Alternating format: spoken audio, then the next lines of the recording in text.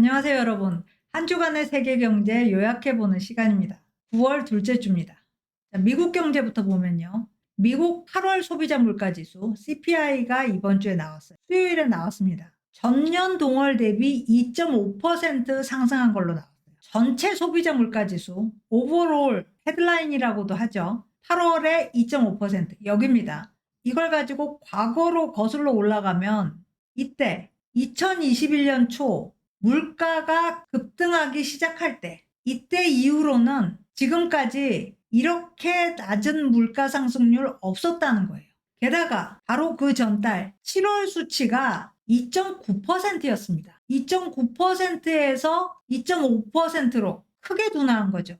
이 정도면 굉장히 좋은 소식 같은데 한 번 더 들여다보면 그렇지가 않습니다. 근원 CPI, 식품과 에너지를 뺀 나머지 물가, 컨트롤이 가능한 물가는 3.2% 나왔어요. 여전히 높은 편입니다. 그런데 이게 끝이 아니에요. 더 큰 문제가 있습니다. 월간 근원 CPI예요. 전월 대비 반등했어요. 자, 식품과 에너지를 제외한 물가, 근원 CPI죠.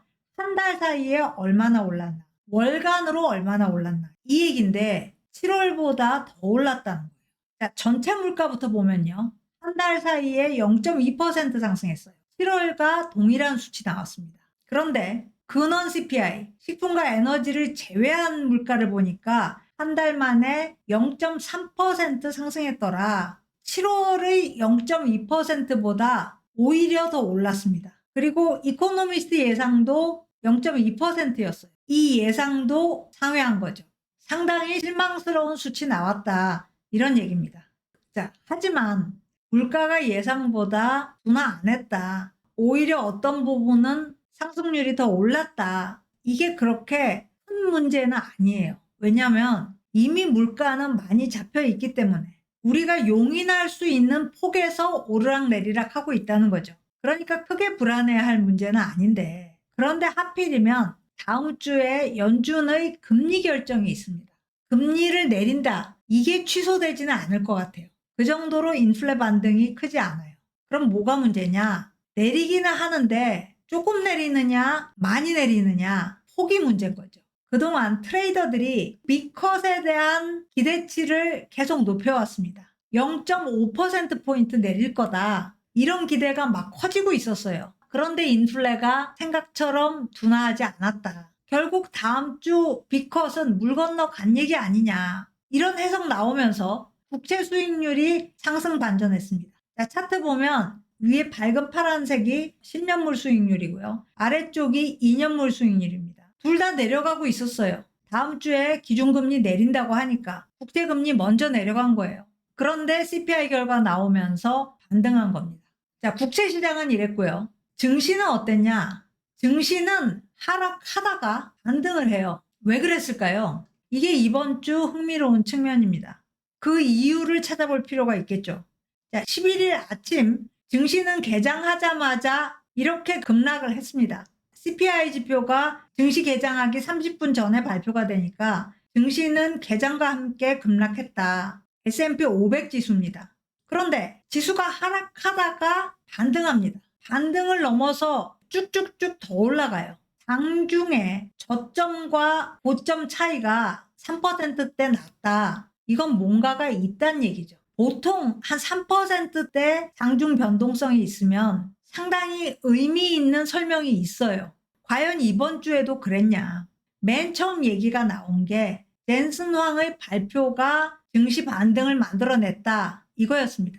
이날 젠슨 황이 테크 컨퍼런스에 갔습니다. 골드만삭스가 주최하는 컨퍼런스였는데 여기에서 무슨 말을 했냐면 우리가 받는 주문량이 너무 많다. 그래서 힘들 정도다. 이런 얘기를 했어요.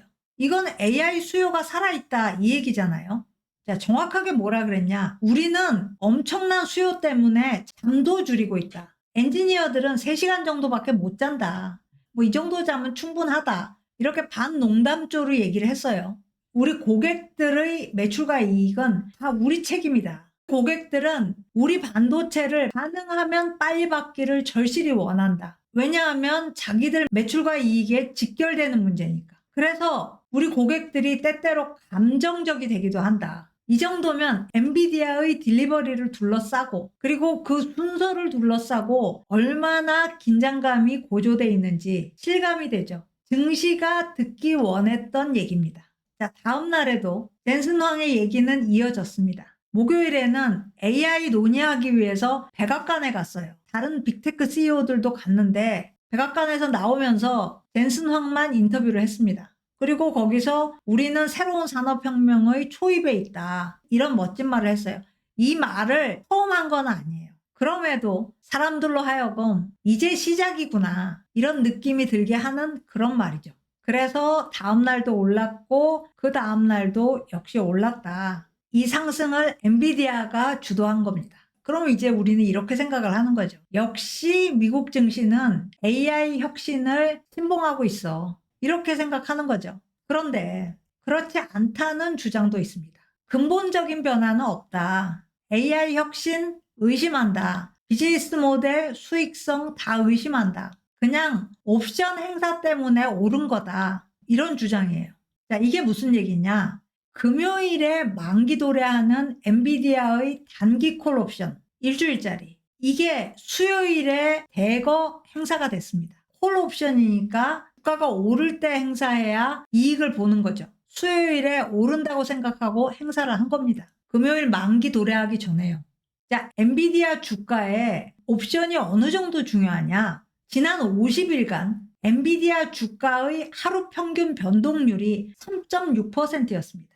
50일간 내내 평균이 그랬습니다. 엔비디아 시가총액이 현재 3조 달러 좀 안 돼요. 그러니까 변동률 3.6%라는 것은 매일 1,000억 달러 이상의 변동을 보였다. 오르던 내리던 그 정도의 변동을 평균적으로 보였다면 당연히 콜옵션이든 풋옵션이든 엔비디아에 다 몰린다는 겁니다. 이 정도의 높은 변동률, 이렇게 오래 가는 거는 미국 증시 역사상 없었을 거예요. 그래서 이 정도의 변동률을 가능하게 만든 미국 증권거래위원회가 문제다. 완전히 합법적인 도박장이다. 이런 말도 이번 주에 나왔습니다. 그런데 더 문제가 될 거예요. 이제는 단기 옵션을 넘어서 초단기 옵션까지 들어오게 됩니다. 그러면 변동률 더 높아지겠죠. 상당히 문제가 될 겁니다. 하지만 그럼에도 이번 주에는 역시 AI지, AI만한 증시 주제가 없지라는 공감대를 더 확산시킨 한 주였다. 이렇게 볼 수 있겠죠. 좋긴 하지만 불안합니다. 자, 다음 뉴스. 역시 빅테크 얘기인데 이번 주가 빅테크의 순환주였습니다. 천문학적 액수의 벌금을 내게 됐습니다. 이번 주에는 애플과 구글에 한정된 뉴스지만 곧 다른 기업들도 비슷한 상황에 봉착하게 될 겁니다. 내용을 보면요. 유럽 최고법원이 애플에게 체납 세금 130억 유로 납부해라 이렇게 판결을 했습니다. 최고법원 판결이기 때문에 최종입니다. 애플은 이 돈을 내야 돼요. 근데 이게 최근에 시작된 사안이 아닙니다. 굉장히 오랫동안 끌었어요. 2016년에 시작이 됐으니까 8년 만에 종결이 난 겁니다. 2016년에 유럽 상임위원회 EC가 애플한테 이 세금 내라 이렇게 납부 명령을 내렸습니다. 뭐라 그랬냐? 아일랜드 정부와 애플 너희가 세금을 안 내는 쪽으로 합의를 했다고 하는데 그 합의 자체가 적법하지 않았다. 그러니까 그거 다 개워내라. 이렇게 명령을 한 겁니다. 근데 애플이 반박한 거예요. 유럽 상임위원회가 법규를 소급 수정하려고 하고 있다. 그때는 법규가 달랐다. 지금에 와서 법규를 바꿨으면 지금부터 적용하면 되지 왜 그 예전 것까지 수정하려고 하느냐. 이렇게 반박을 한 거예요. 2020년에 나온 첫 번째 판결. 애플이 이겼습니다. 하급법원이 유럽 상임위원회 명령을 기각했어요. 상임위원회는 곧바로 항소를 한 거죠. 그래서 이번 주에 최고법원 판결이 나왔는데 이번에는 반대로 최고법원이 상임위원회 손을 들어준 겁니다. 이번 주에 구글도 판결을 받았습니다. 4사 검색 결과를 우선순위화했다. 경쟁 검색 엔진이 힘을 못 쓰게 만들었다는 거죠. 이 건도 EC가 2017년에 제소한 겁니다. 그러니까 7년 전에 시작이 됐어요. 그런데 이번에 역시 최고법원이 최종 판결 내렸습니다. 24억 유로 벌금 내라. 아주 역사적인 판결들입니다. 법정 다툼이 하도 길게 끌다 보니까 결국은 빅테크는 다 피해가겠구나. 그동안 이런 생각이 지배적이었어요. 그런데 반전이 일어난 거죠. 자, 여기서 아일랜드 얘기를 해보겠습니다. 애플과 아일랜드가 합의를 했다고 하는데 아일랜드라는 나라는 어떤 나라냐? 한번 짚고 넘어갈 필요가 있을 것 같아요. 지금 아일랜드 정부는 돈이 넘쳐납니다. 어쩌다가 이렇게 됐을까? 작년에는 80억 유로 재정 흑자를 봤어요. 최근 10여 년간 사실 아일랜드는 흑자 재정이 정책이었습니다. 그 전에 빌린 돈 때문에 너무 고생을 했거든요. 사실 글로벌 금융위기 때 국가 부도까지 갔다가 IMF 구제를 받았어요. 그래서 마음을 굳게 먹고 흑자 기조 유지했는데 그렇다고 해도 80억 유로는 너무 크잖아요. 왜 이렇게 어마어마한 흑자를 냈느냐? 세금이 많이 거쳐서 그렇죠.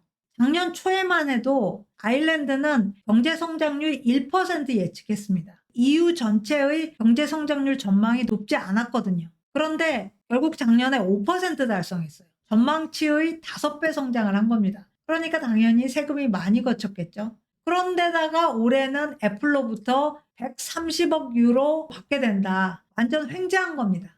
왜 이렇게 됐느냐? 아일랜드는 빅테크들이 유럽 본사를 두고 있는 곳이에요. 애플, 메타, 구글, 인텔, 파이자 전부 아일랜드에 유럽 본사를 두고 있어요. 자, 애플은 약 15년 전 글로벌 금융위기 끝날 때쯤입니다. 이때 아일랜드에 명목상의 유럽 본사를 설립해요. 그리고 이 본사를 통해서 유럽에 관세 없이 제품을 판매했습니다.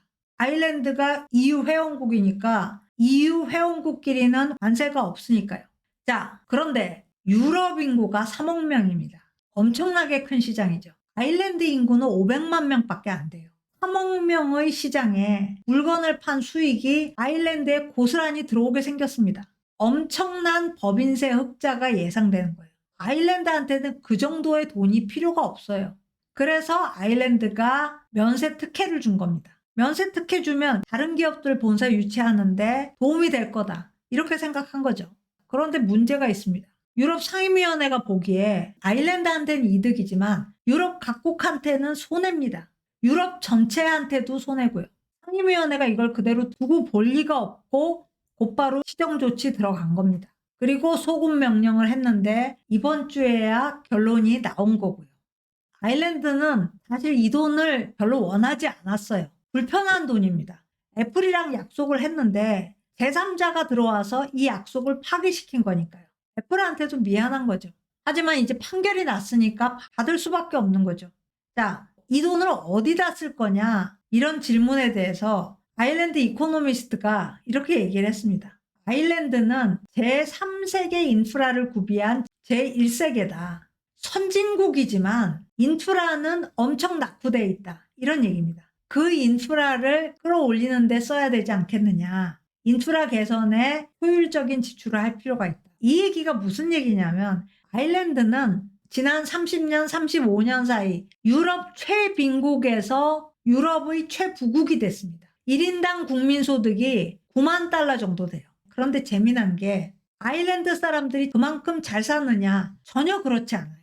아일랜드 임금 수준은 유럽 평균 이하예요. 어떻게 이런 일이 있을 수 있느냐? 기업들이 다 돈을 벌기 때문입니다. 개인들은 돈을 별로 못 벌어요. 그래서 경제적으로 많은 문제를 안고 있습니다. 주택 부족하고요. 있는 주택도 노후화되어 있습니다. 도로 사정도 안 좋습니다. 그래서 이번에 횡재한 돈, 이런 인프라 바꾸는데 쓰겠다. 이런 얘기죠. 자, 마지막 뉴스입니다. 8월 중국 경제 지표. 토요일에 나왔습니다. 가장 최신이에요. 그런데 이 지표를 보니까 중국 경제 문제가 있다는 게 확실하다. 모멘텀을 상실한 것 같다. 이런 얘기가 지금 막 나오고 있습니다. 자, 토요일에 발표된 8월치 경제 지표.